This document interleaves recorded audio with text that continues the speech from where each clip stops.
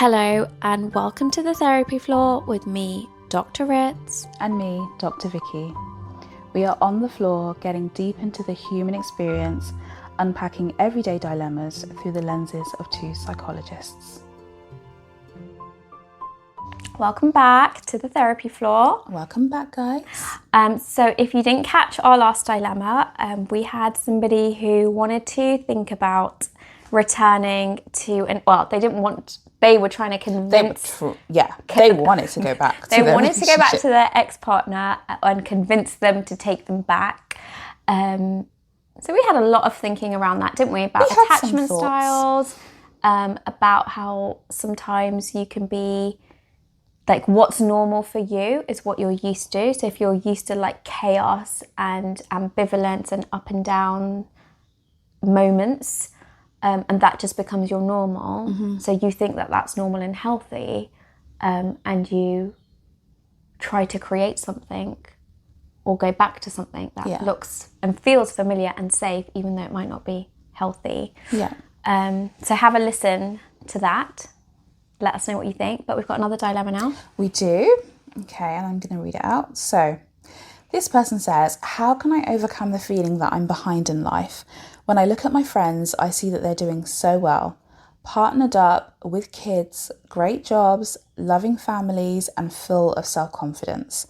I feel like I don't have any of those things going for me, and it brings me down. Is that everything? That's everything. Oh. Yeah. This person is so hard on themselves. They've like not given us much, but just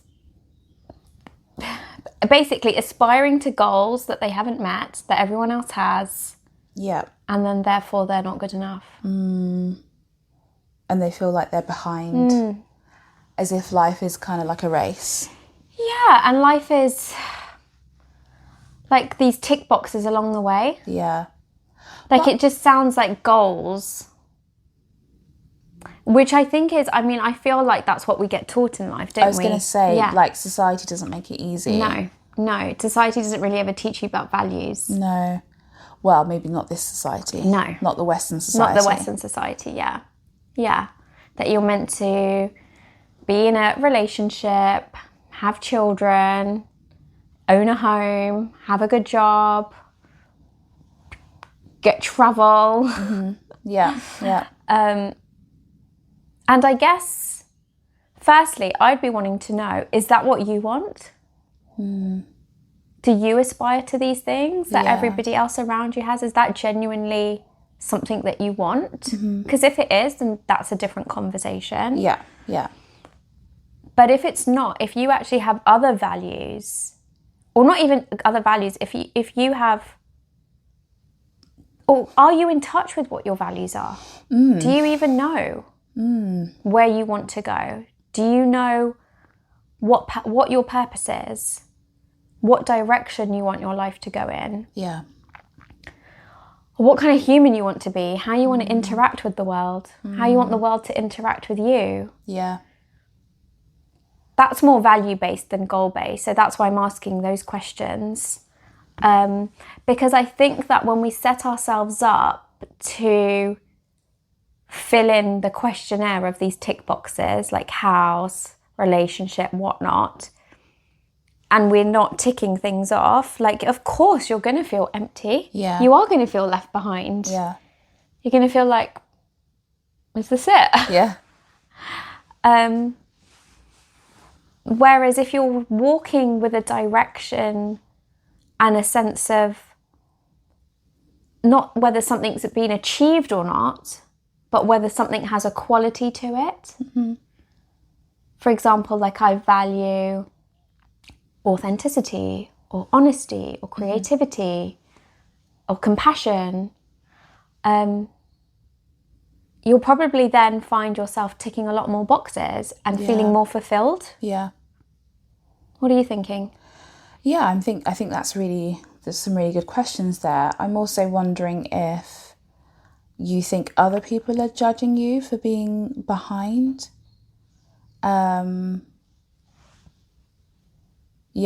I guess, yeah, just coming off of like, is this really what you want? But also, do you feel like there's a sense of judgment? Do you feel like people are looking down on you? Yeah. And if that's the case, if that really is what's happening, I wonder if, I don't know, could you have a bit more variety with your friendship circle, with the people that you have around you? But also, is it that you're just judging yourself, really? And you're kind of projecting other people's perceptions? You're projecting your perceptions onto other people and thinking this is what other people are thinking of me. And really, it's just about a judgment that you have of yourself. So it's really hard, isn't it? It's really, really hard when objectively you can look at something and look at other people and you can say they have this, they have this, they have this, and I don't. It can be really hard to feel like the only one in your friendship circle that doesn't have certain things also. So I think I also want to empathise with that there probably is a reality to this. The things that they have are good things. Who doesn't want a loving family? Who doesn't want to be a confident person? Those are good things to want. But if you want them, why do you think you haven't been able to get some of them? Do we want to be a bit practical here and thinking about what's kind of, is it that something is stopping you? Is it just not your time yet? Maybe you've not, I don't know, like, have you had a career change? Are you doing something that's really hard to progress in actually? And so therefore it's just taking more time. Or are there certain things that you're doing that are keeping you back? Is your lack of self-confidence stopping you from, I don't know, dating or looking for a job that really satisfies you and fulfills you? So yeah, so there's a degree of thinking about values and also a degree of like, okay, let's practically look at this. If this is what you want, really want, how can we empower you to feel like, yeah, I can work towards those things. I'm making progress with those things, even if I'm not there yet, even if I'm not where I want to be. Because really, I think did we talk about this in a previous dilemma, that we can think that it's about the big things that we can tick off and achieve, but when we achieve them, sometimes they feel like empty wins. Oh yeah. And sometimes we feel empty when we've had those big wins because we've not necessarily enjoyed the small wins along the way. So how can you start to enjoy the journey? Because it is all about the journey. It's not about the destination. It's not about the goal at the end of the day. It is about the person you're becoming along the way. And this is where I think practicing gratitude on a daily basis can have such a profound impact on your life. Yeah. Because you literally go micro. It's not like huge. I don't encourage people to look for huge things. I say go really small. So like, you know, the ability to have a warm home, the ability to drink fresh water. You know, I'm grateful for feeling the sun on my face today. I'm grateful for being outside and just smelling nature. I'm grateful for seeing that animal. Yeah. And the more you do it, it is hard to think every day, like, what are 3 things? What are 3 things? But keep at it, because this is where repetition can be so helpful in forming habit formation that you can implement into your lifestyle. And, you know, something you said earlier that I want to come back to, which is, you know, you could very much be looking at people and thinking, well, they have this and they have that, and I genuinely do want those things. And you can keep striving for that and asking yourself, you know, every day, what am I doing to help me get closer to that? Yeah. How am I making that a priority for myself without overwhelming yourself? You know, taking manageable steps towards it. But then with the grateful part of it, it's also coming back to, and what do I have right now? Yeah. What do I have right now? Both things can be important. Yeah. Right? Yeah. Because I also wonder, are people looking at you? Yeah. And saying maybe a similar thing? Yeah. You know, are they looking at your life and thinking, wow, this person has got this and this and this and this? And I saw this meme that I really liked, which, because my mum always used to say to me, the grass is always greener, the grass is always greener, because it can be so easy to get caught up in like this person and this person. She always used to say this to me growing up. You know, the grass is always greener. And the other day I read this meme and it really reminded me of my mum, but the meme said something quite different, but in quite a similar vein. It said, my grass is green enough. I like that. Yeah. It takes the emphasis of the other and puts it back on yourself. Exactly. Yeah. What have I already got? That's enough. Yeah. Yeah. I like and that. then how can I make tomorrow better? How can I make... Because we can always make tomorrow better. Of course. We can always improve. Of course. And it's okay to strive and want more. Because if we're not improving, we are stagnating and dying. Yeah. We're not growing. Yeah. So of course there's always going to be room for improvement, yet and it's the things can be good right now too. Yeah, I think it's moving away from feeling deflated by your improvements. And recognise that actually that's just a part of your journey. Yeah. Yeah. It doesn't have to deflate you. How do you use it to motivate you? Yeah. And this is your journey.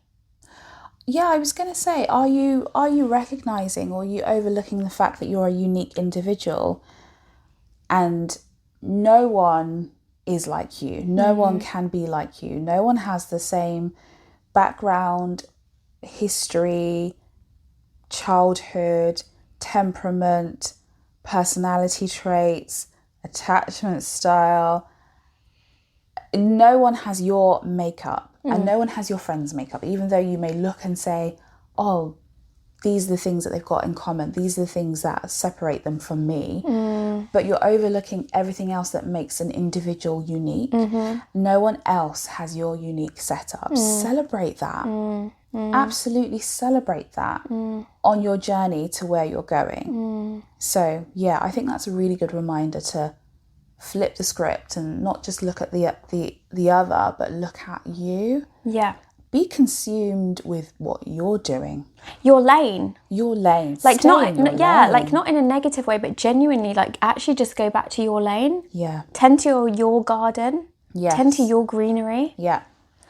But also I want to say that this is really hard to do when our society's kind of set up to compete. Yeah, and especially now because there's also so much on social media. Yeah. I think where we're seeing more of people's showing off and their life goals and their achievements, and this is like, I don't know, like, I got engaged this way, or this is what my wedding's looking like, or this is my honeymoon, or these are my kids, my home. And it's really hard to not get caught up in that. It is. You're going against the grain, really. Yeah, and then to, like, you know, just, you could literally just be going to Instagram or TikTok or whatever for inspiration of something, and then slowly you're like sucked into a hole of, wait, hang on, we just went to go look for a recipe. Because it's happened to me. Yeah. That I'm like, I went to go look for a recipe, and now all of a sudden I'm like looking at someone's lighting and looking at my lighting going, why are my lights in my house like this? Why haven't I got lampshades like that? And so it is very easy to do.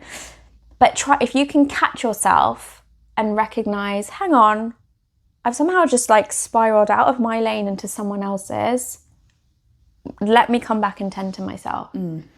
How is this helping me? Yeah. Because it's probably not. Yeah. And maybe you could help yourself. Do you need to come off of social media for some time? Do you need to limit some things that you see? Yeah. Yeah, that's a really good way to approach it, because I wonder with like your friends, with all these comparisons, is it that they are outwardly saying it to them? Like, I've achieved this, I've achieved that, or are they seeing it? Like, how are they actually getting this information? Because I think that's also another big part of it. And you kind of said it earlier, that if it's more that you're getting a lot from it vocally from friends, like, it might be time to reevaluate some of that? Like, does that fit in well with you? And it's something that you've talked quite a lot about recently, like seasons. Yeah. Like people having seasons in their life and people coming into your life for certain seasons, and maybe like if you're feeling something now that's causing you to feel something, maybe that's telling you something about a change of season coming up potentially. Yeah. And then how do you take ownership of that rather than trying to change other people? Yeah. It can be tempting to think you're not behind. I mean, it can be tempting to think you are behind, but you're not. It's not too late for you to have the things that you want to. Not saying you get them tomorrow, but it's not too late for you. There isn't a set time or schedule for you to have certain things in your life, to achieve certain things in your life. If anyone tries to tell you otherwise, please try not to listen and be really intentional about going after the life that makes sense for you, that is meaningful to you. And it reminds me of, I can't remember the name of the lady that wrote the book about, I think she's like an end of care nurse, and she was interviewing people at the end of their lives, and some of the things that they regretted. And frequent themes were, I wish I'd had the courage to go after the life that I really wanted, not what I thought I ought to have done. So this is your opportunity to go after what you really want. And it could be the things that your friends have, and maybe that act as inspiration for you, and you look for a way to cultivate that in a way that makes sense for you. Or it could be that you need to really knuckle down on your value system and let that guide you in the decisions that you make and the path that you take. But either way, you're still living, you're still breathing. There's still an opportunity for you to really have what you want. Yeah.